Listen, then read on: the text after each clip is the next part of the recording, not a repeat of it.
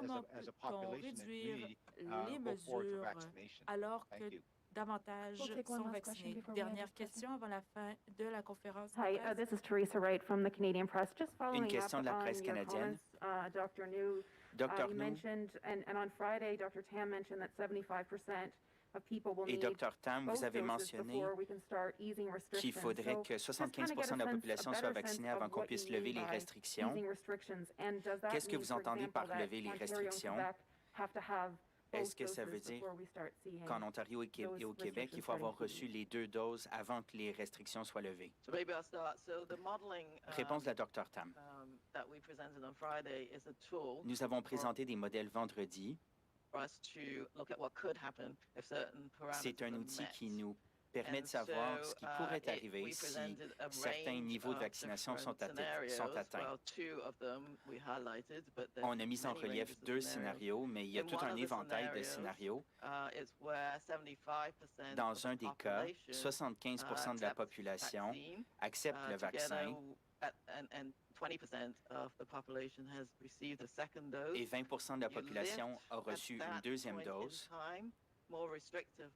À ce moment-là, on peut lever les restrictions les plus sévères.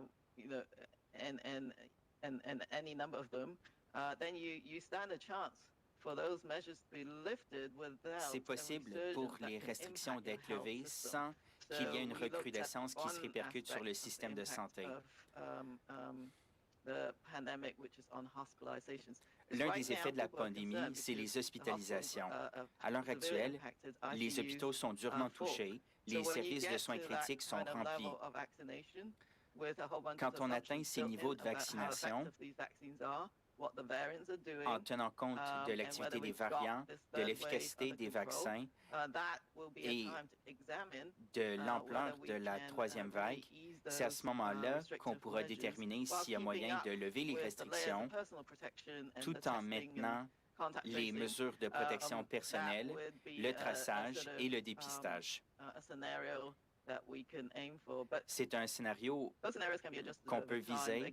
Les scénarios évoluent avec le temps.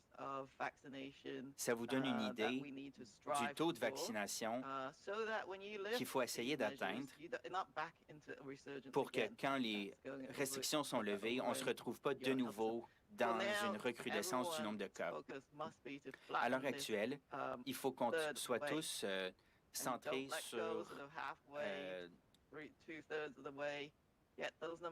sur limiter la propagation pour que les vaccins puissent avoir leur effet et pour qu'on puisse continuer à tracer et dépister, tracer en particulier un plus petit nombre de personnes qui seraient infectées. À ce moment-là, on peut envisager de lever certaines restrictions. Alors voilà, c'est l'idée qui est derrière le modèle qu'on vous a présenté vendredi et on vous présentera des modèles plus actualisés à mesure qu'on les aura. Ici, le Dr. No. Je peux peut-être compléter la réponse de la Dr. Tam. En ce moment, on traverse une 3e vague. Il y a bien des régions au Canada qui sont durement touchées. Le système de santé est à bout de ressources. Dans la région Peel, par exemple, en Ontario, on se demande ce qu'on devrait faire avec les entreprises si jamais il y avait des éclosions dans les entreprises. Alors, c'est des mesures de santé locales qui sont prises en fonction de l'épidémiologie locale.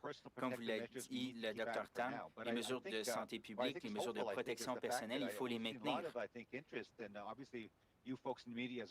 Dans les médias, vous vous intéressez à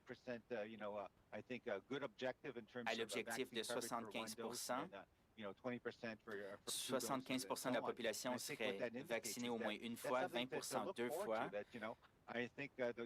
On peut y espérer. Les nouvelles sont de plus en plus encourageantes.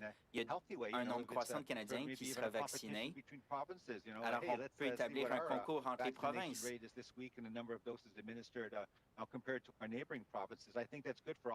Je pense que c'est positif pour chacun d'entre nous parce que plus les Canadiens sont vaccinés, the vaccine coverage we're looking for, and then we'll look at the data. And, Plus les gens seront rather than, as immunisés, you put it, like what can Ontario and Quebec do, I think plutôt que de probably, se I demander think ce que as fera the l'Ontario et le vaccine Québec, coverage goes up in various, je parts pense qu'à of the mesure country and, que le taux de specific vaccination areas, it might augmente also be at the local level that we'll see à what l'échelle type of measures could be maybe locale, less on pourra restrictive, verrer, based on on local pourra voir epidemiology quelles and the impact restrictions of pourront vaccines, être along levées à obviously with l'échelle the sort of the good locale. adherence to public health measures as well. Thank you. Merci. Thank you, Dr. Tam. Dr. No and ministers, this is what Merci. Merci, mesdames et messieurs les ministres. Merci aux deux docteurs. C'est la fin de la conférence de presse.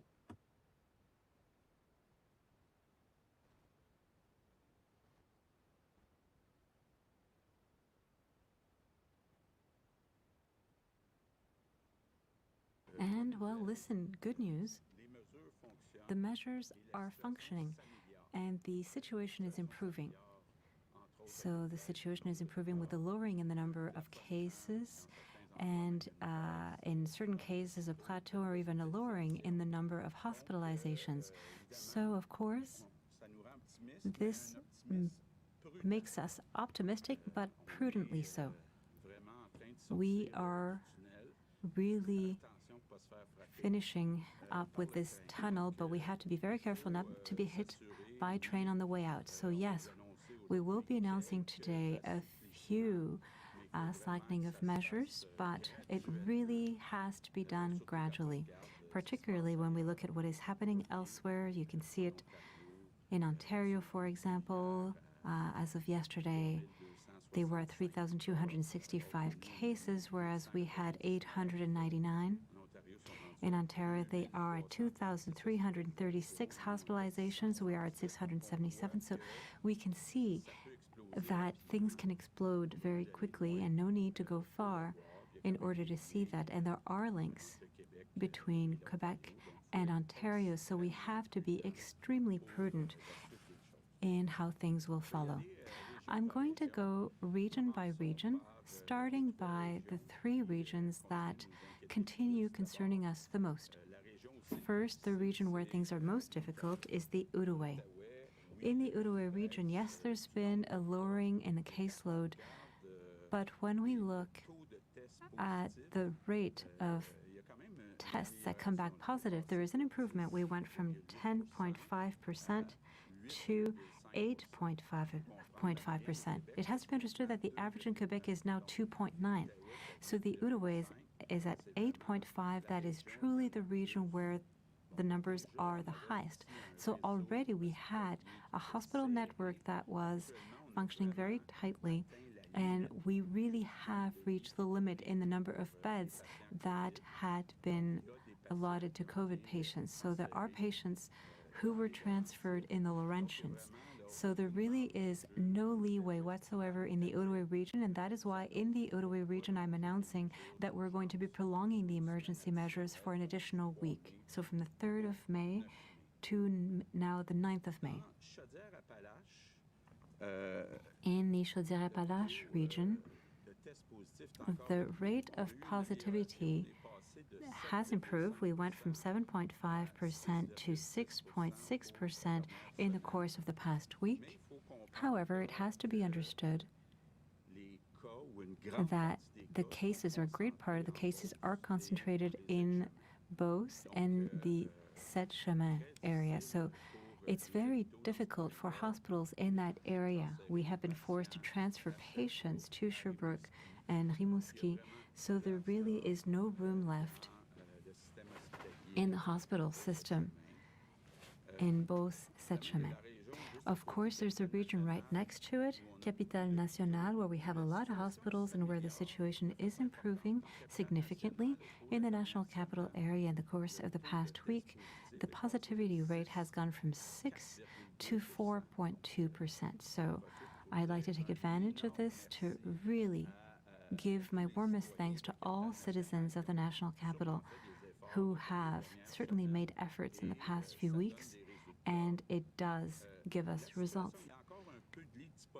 There are still a few beds available, not many, but what is encouraging is that when we ask our experts to have a look at the projections for the following 2 to 3 weeks, they plan that in Quebec the number of hospitalizations should be decreasing over the next weeks.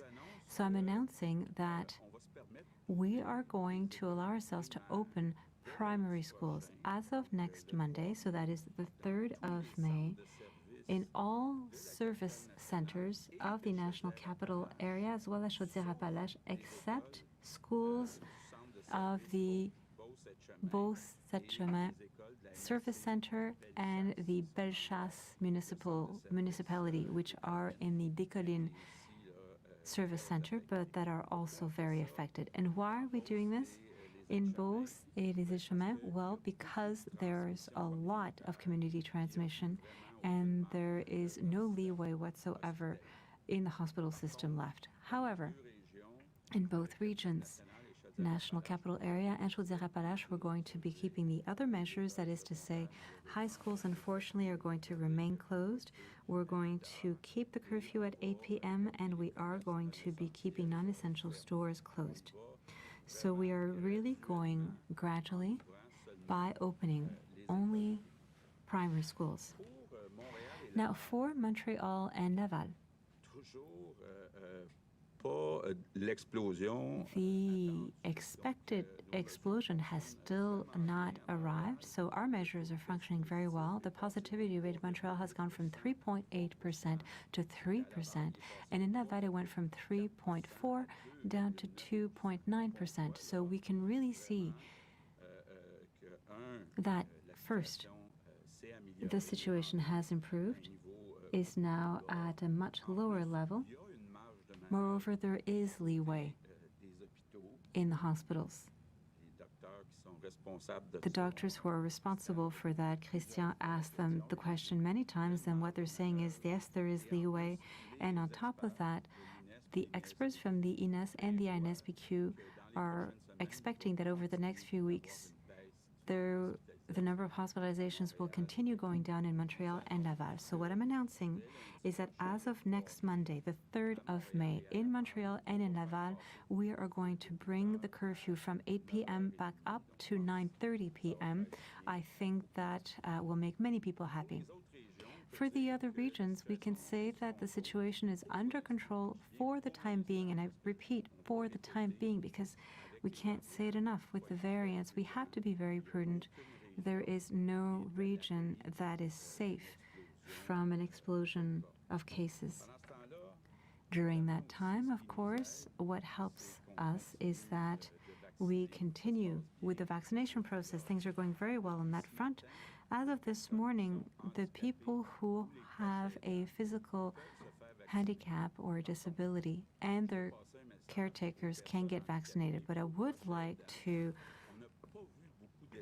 give a message to people with disability and their caregivers. We haven't seen a lot of people register this morning, and I want to say that soon the Minister for Health is going to open up vaccination to all Quebecers. So it's important, if you want to be able to get ahead of the others, and I think that it's normal that people with a disability and their caregivers go in front of others. And it's the same thing as of tomorrow for pregnant women. It's important to register and get an appointment quickly before we open up vaccination at large. And maybe one subject that I've heard about quite a bit for the past few days, amongst others, certain unions and Quebec Solidaire asking us to give 4 hours of paid leave to all employees to get vaccinated. Well, first, it's important to say that it's not like an election that takes place only in one day. In all regions, there are places where you can get vaccinated in the evening, over the weekend. We have sent the message as well to the ministry and to all networks to be flexible, to be accommodating, and I am making a call out as well to all private employers. Please be flexible and accommodate your employees. But there are certain sectors where things are more difficult. For example, teachers. Everybody knows in Quebec that we have a lack of teachers, so it's not easy to find a teacher to replace a teacher. So that's why I say that we have to be flexible. So I think that if we all work together in good faith, it will be possible to continue giving the services that I would call essential while making sure that everybody does get vaccinated. And of course, there's been a lot of questions on what is coming up over the next few weeks or months. When are we going to open what? What are we going to have the right to do? And I look forward to it as well. The Minister for Health looks forward to it. And we are, together with Financial Health, we are we're setting up a sequence. We probably won't be able to give you dates for each element in the sequence, but I think that we can have a look, and that is what we're looking at. We're looking at examples where there are high vaccination rates, for example, in Israel, in the United Kingdom, to use that as a model and to be able to answer as much as possible to what is coming up. Of course, our system is going to be set up first and is going to remain in place, so the zones are going to go from red to orange and orange to yellow and yellow to green. But beyond that, are we going to be able to go see a show? Are we going to be able to go see a festival? Are we going to be able to get together? How many people? How many people are we going to be able to get together in the month of June and all that? I understand that people would like to have an indication. The easy answer is that it's too early to say so, but we are insisting to be able to have a sequence. So I would like to end by saying we are winning the fight against this third wave. We have the three winning conditions, I could say, that are brought together. First, the heat. We know that the virus doesn't like heat, and we can expect that over the next few weeks, it'll be warmer and warmer. And we're also getting to the end of the school year, so universities and then CEGEPs and then primary and secondary schools, and vaccination is going well. We are at 33%. We are second in Canada, right after Saskatchewan. We have a higher rate like bigger provinces like Ontario, British Columbia, and Alberta, so it's going well. But we do not have the kind of community immunity that would be necessary to really, truly be able to open things up. So we are very confident. The Minister for Health is very confident that we'll reach our objective of 75% of eligible people will be vaccinated by the 27th of June. And just to give you an idea, we are going to start the summer 2021 in much better shape than the summer 2020 because of vaccination. So there is reason to be optimistic. We are getting to the end of the tunnel. And once again, I wish to thank all Quebecers who have made efforts during this entire year. We have to continue being prudent for a few weeks. This is not the time to get hit by the train, as I was saying, while leaving this tunnel. So we still have, some part of the tunnel left to drive through, but we'll soon get to our destination. Thank you so much. Our experts tell us that we can be optimistic, but we also need to be careful. We're getting out of the tunnel, but the train of the third wave will hit us if we don't progress gradually. In Outaouais, the situation is improving, but it remains critical. Our hospitals are at the limit of COVID patients.